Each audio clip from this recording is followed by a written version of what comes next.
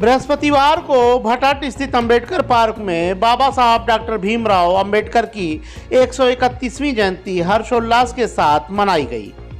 कार्यक्रम की शुरुआत मुख्य अतिथि के तौर पर क्षेत्रीय विधायक महेंद्र पाल सिंह ने बाबा साहब डॉक्टर भीमराव अंबेडकर की प्रतिमा पर माल्यार्पण कर किया।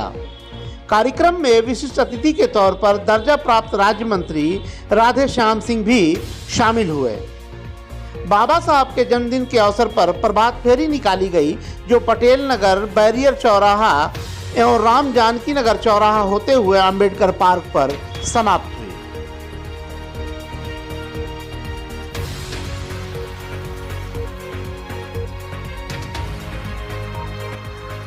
हुई। इस अवसर पर बाबा साहब के विचारों और उनके जीवन से जुड़े हुए तमाम पहलुओं को उजागर करने वाली किताबों की एक प्रदर्शनी भी लगाई गई थी, जिसमें बाबा साहब के विचारों से संबंधित भी पुस्तकें शामिल थीं।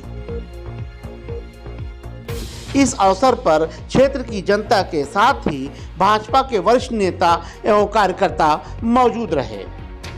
कार्यक्रम में अतिथियों ने बाबा साहब के कार्यों पर प्रकाश डालते हुए अपने विचार प्रकट किए।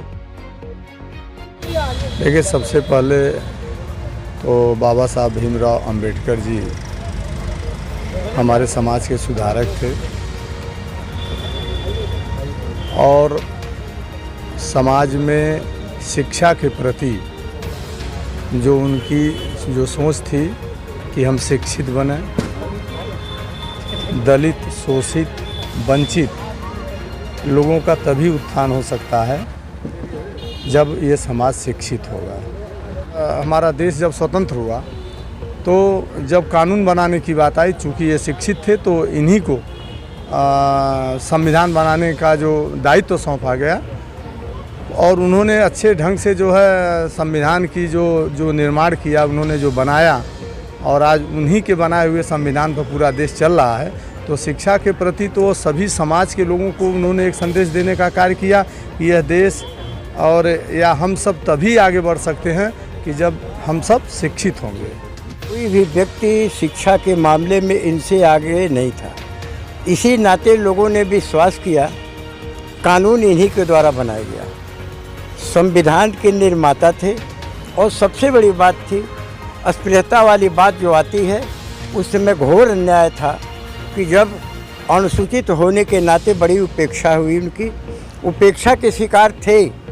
लेकिन व्यक्ति की चमक जब उभर के आई तो भारतवर्ष में सबसे ऊंचे व्यक्ति हैं जिन्होंने सबसे बड़ा संविधान बनाया, जो भारतवर्ष में आज भी लागू है। इसी नाते इनको संविधान का निर्माता कहा जाता है।